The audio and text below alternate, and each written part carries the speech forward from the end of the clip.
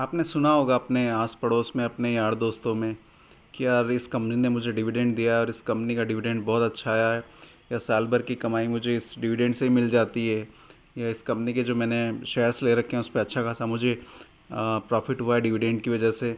ये सारी चीज़ें आपने आज तक सुनी होगी बहुत सारी।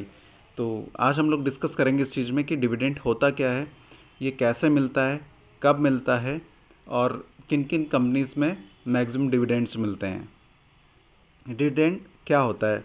डिविडेंड एक तरीके से जो कंपनी जो प्रॉफिट करती है, अ, मान लीजिए कंपनी का जो भी क्वार्टरली प्रॉफिट आया है, हर क्वार्टर में कंपनी अपना रिजल्ट पेश करती है। तो जो भी उसका हो सकता है, ज़रूरी नहीं कि हर क्वार्टरली आपको डिविडेंड देगी वो, बट क्वार्टरली रिजल्ट्स आते हैं कंपनी के। तो जो भी साल में रिजल्ट्स आए हैं कंपनी के, तो अगर उसमें उसको प्रॉफिट हुआ है तो वो उसका एक लाभ का एक हिस्सा आपको वो एज अ डिविडेंड देती है। मतलब लाभ का हिस्सा आपको वो देती है कि आप भी उसके शेयर होल्डर हैं, इसलिए आपको एक लाभ का हिस्सा आपके बैंक अकाउंट में मिलता है। तो डिविडेंड क्या होता है? डिविडेंड को हिंदी में लाभांश कहा जाता है, मतलब लाभ का एक अंश, लाभ का एक हिस्सा। मान लीजिए आपने किसी कंपनी के शेयर्स खरीद रखे हैं और उस कंपनी ने अपना डिविडेंड डिक्लेयर किया है 5 रुपये। तो अगर आपने उसके 500 शेयर्स खरीद रखे हैं, उस 5 रुपये पर शेयर डिविडेंड दे रही, तो आपको 2500 रुपये का डिविडेंड अमाउंट मिलेगा आपके बैंक अकाउंट्स में। वो बैंक अकाउंट जो आपने डिमेट अकाउंट के अंदर दे रखा है।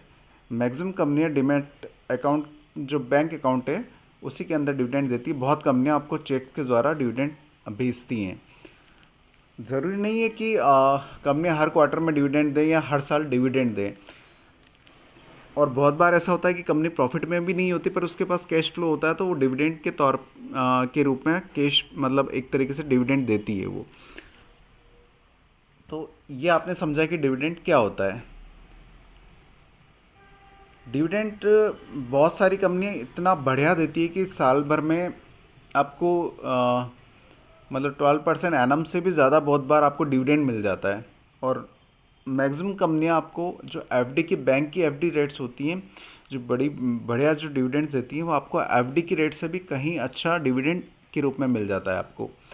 तो अगर आपने अच्छी कंपनियों में इन्वेस्टमेंट कर रखा है जो हाई डिविडेंड देती है, और ब्लू चिप्स कंपनी या फिर बहुत स्ट्रॉन्ग्स कंपनी है, तो उनके शेयर्स को ख़रीद के रखना एक तरीके से बहुत अच्छा होता है, क्योंकि उसमें आपको दो लाभ होते हैं। पहला लाभ होता है आपको डिविडेंड का, एक अच्छा खासा अमाउंट आपको साल भर में डिविडेंड के रूप में मिल जाता है। और दूसरा प्राइस एप्रिसिएशन के रूप में, मतलब कि माना आपने उसको 100 रुपये में ख़रीदा तो 100, और वो स्टॉक साल भर में 150, 200, 250 जो भी होगी उसकी रेट, तो ये प्राइस एप्रिसिएशन के रूप में भी आपको एक तरीके से ये भी लाभ होता है। और एक दूसरा लाभ होता है आपको डिविडेंड के तौर पे। तो जो भी मेन इन्वेस्टर्स हैं, जो अच्छे इन्वेस्टर्स हैं, वो ब्लू चिप्स कंपनियां जो बढ़िया डिविडेंड्स देती हैं, बढ़िया कंपनियां होती हैं जो कई सालों से अच्छा डिविडेंड दे रही हैं, उन कंपनियों में इन्वेस्टमेंट करके रखते हैं, ताकि उन्हें हर साल एक डिविडेंड के रूप में एक अच्छी आय मिलते रहे, रेगुलर इनकम मिलती रहे। तो ये तो हम जाना हमने कि डिविडेंड होता क्या है। अब डिविडेंड कैसे लिया जाता है? डिविडेंड लेने के लिए क्या करना होता है? मान लीजिए आप एक लॉन्ग टर्म इन्वेस्टर नहीं हैं, आपको पता है कि वेदांता का डिविडेंड आने वाला है। मैं एग्जांपल दे रहा हूँ आपको, कोई वेदांता फिक्स नहीं है, बहुत सारी कंपनियां देती डिविडेंड्स। तो मान लीजिए आपको पता है कि वेदांता का डिविडेंड आने वाला है, आपने सुना है। तो आपको वो कब मिल सकता है, और कब आपको शेयर परचेज करना चाहिए, तब आपको उसका डिविडेंड मिलेगा। ऐसा नहीं कि आपने परचेज ही नहीं करा और आपको डिविडेंड मिल जाएगा, ऐसा नहीं होता है। तो कब परचेज करना सही होता है? वैसे तो आप लॉन्ग टर्म के लिए इन्वेस्टमेंट करके रख रहे हैं अगर ब्लू चिप्स स्टॉक्स या बड़े स्टॉक्स में, तो वो बहुत बढ़िया बात है। जैसा मैंने आपको बताया कि प्राइस एप्रिसिएशन भी मिलता है प्लस डिविडेंड का लाभ भी मिलता है। बट अगर आप उससे पहले केवल शॉर्ट टर्म के लिए इन्वेस्टमेंट करके आप डिविडेंड का फ़ायदा लेना चाहते हैं, कम केवल डिविडेंड का फ़ायदा लेना चाहते हैं आप शॉर्ट टर्म में, तो आपको कब परचेस करना चाहिए? तो आपको परचेस करना चाहिए, एक्चुअली कोई भी कंपनी डिविडेंड डिक्लेयर करती तो उसमें 3 या 4 चीज़ें होती है। सबसे पहली होती है डिविडेंड डिक्लेरेशन डेट। मतलब जब बोर्ड की एजीएम होती है, किसी भी कंपनी की जब एजीएम मीटिंग होती है, तो उस मीटिंग में डिविडेंड कितना दिया जाएगा उसका डिसीजन लिया जाता है। तो वो डिविडेंड डिक्लेरेशन डेट होती है उसकी, कि कंपनी जब ये डिसाइड करती है कि हमें कितना डिविडेंड देना चाहिए अपने शेयर धारकों को। मान लीजिए उसने 5 रुपये का डिविडेंड देने की घोषणा करी, तो वो डिविडेंड डिक्लेरेशन डेट होती है। उसके बाद आती है ex dividend date. Ex dividend date क्या होती है? एक्स डिविडेंड डेट वो होती है जिस दिन कंपनी को, मतलब कंपनी मान लीजिए कि आपको उस दिन आपके अकाउंट में उस कंपनी के शेयर्स होने चाहिए जिसका भी आपको डिविडेंड लेना है। तो एक्स डिविडेंड डेट से कम आपको 2 दिन पहले, क्योंकि T+2 डेज़ लगते हैं सेटलमेंट होने में। किसी भी आपने स्टॉक को परचेस करा तो आपके डीमेट अकाउंट में आने में T+2 डेज़ लगते हैं। तो मिनिमम आपको एक्स डेट से पहले, कंपनी जब भी डिविडेंड डिक्लेरेशन देती ना तो उसके साथ एक्स डेट भी देती कि ये एक्स डेट है डिविडेंड डिक्लेरेशन की। तो एक्स जो डिविडेंड डेट होती है ना, एक्स डिविडेंड डेट से 2 दिन पहले आपको उसे परचेस करके रख ही लेना चाहिए। क्योंकि अगर उसके आप 1 दिन पहले परचेस करते हैं तो बहुत बार ऐसा हो जाता है कि आपके डीमैट अकाउंट में शोज़ नहीं होता है वो। तो अब मिनिमम भी 2 दिन पहले आप किसी भी स्टॉक को परचेस करके रखिए जिसमें भी आपको डिविडेंड लेने की इच्छा है।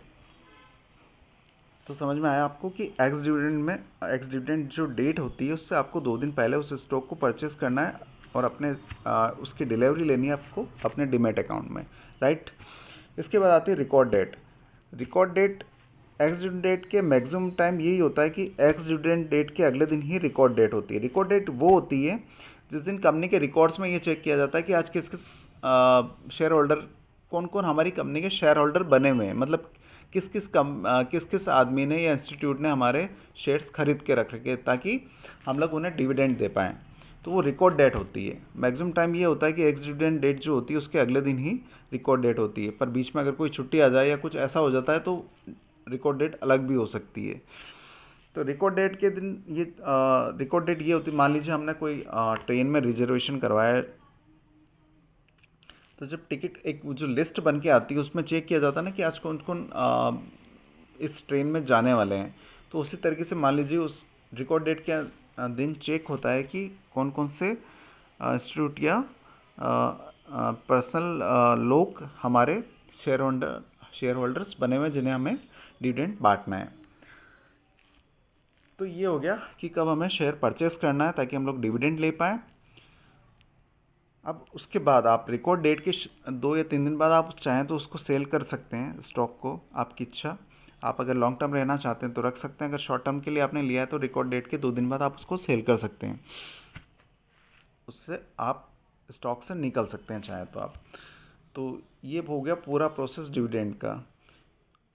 मेनली जो डिविडेंड्स देती हैं बहुत सारी कंपनियां देती हैं, और उसे कैसे सर्च कर सकते हैं आप, मैं ये भी बता दूंगा आपको कि कैसे आप डिविडेंड सर्च कर सकते हैं। वैसे मेरा ये है कि आजकल मैं मॉर्निंग में रोज़ सुबह एक मेरा शॉर्ट के तौर पे एक वीडियो आता है जिसमें मैं आपको बताता हूँ कि आज और कल में कौन कौन सी कंपनियाँ डिविडेंड्स देने वाली हैं।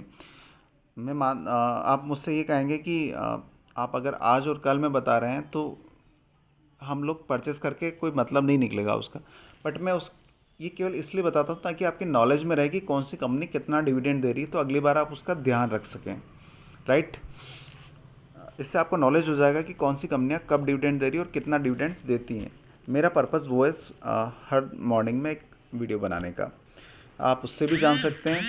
उसके अलावा आप गूगल पे जाइए, मनी कंट्रोल साइट सर्च कीजिए, उस पर आप किसी भी कंपनी का शेयर सर्च करेंगे, आप उसमें आपको पूरी हिस्ट्री मिल जाएगी कि कंपनी ने कौन से साल में कितना डिविडेंड दिया हुआ है। पहले की हिस्ट्री आपको कंप्लीट दिख जाएगी उसके अंदर। तो इस तरीके से आप डिविडेंड का पता लगा सकते हैं कि कौन सी कंपनी डिविडेंड कितना देती है। और मेनली आपको जो स्टॉक्स जो सेलेक्ट करने हैं वो आपको इस तरीके से सेलेक्ट करने हैं कि कंपनियां फाइनेंशियली स्ट्रांग होनी चाहिए, स्टेबल होनी चाहिए, काफ़ी पुरानी होनी चाहिए और उनका डिविडेंड देने का रिकॉर्ड भी काफ़ी पुराना होना चाहिए। ये नहीं कि कोई नई कंपनी आई और आपको वो रिकॉर्ड वो अच्छा दे रही है तो आपने उसका स्टॉक परचेस कर लिया और पता चला कि वो लॉर्ड सर्किट लगा के आपको इतना बड़ा नुकसान दे के चली गई। तो आपको मेनली बड़ी कंपनीज़, इस्टेब्लिश कंपनीज़ के अंदर ही इन्वेस्टमेंट करना है जैसे वेदांता हो गया, हिंदुस्तान जिंक हो गया, इन्फोसिस हो गया, आईटीसी हो गया। बहुत सारी ऐसी कंपनियां जो बहुत अच्छा डिविडेंड्स देती हैं, आप उनको सर्च कर सकते हैं। अगर आप गूगल पे जाके सर्च करेंगे कि मोस्ट पेइंग डिविडेंड स्टॉक्स, तो उस पर भी आपको लिस्ट पूरी मिल जाएगी। तो इस तरीके से आप डिविडेंड का पूरा काम इस तरीके से सही कर सकते हैं। तो आई होप सो कि आपको डिविडेंड क्या होता है, कैसे आप लोग उसे ले सकते हैं, अच्छे तरीके से आपको समझ में आ गया होगा। अगर नहीं और कुछ भी इंक्वायरी हो तो आप मुझे कमेंट करके पूछ सकते हैं। आई होप सो कि आपको वीडियो अच्छा लगा होगा, और वीडियो अच्छा लगा हो तो प्लीज़ लाइक कीजिएगा, नए हो तो चैनल पे सब्सक्राइब कीजिएगा, कमेंट ज़रूर करिएगा। Thank you so much guys, bye bye, take care.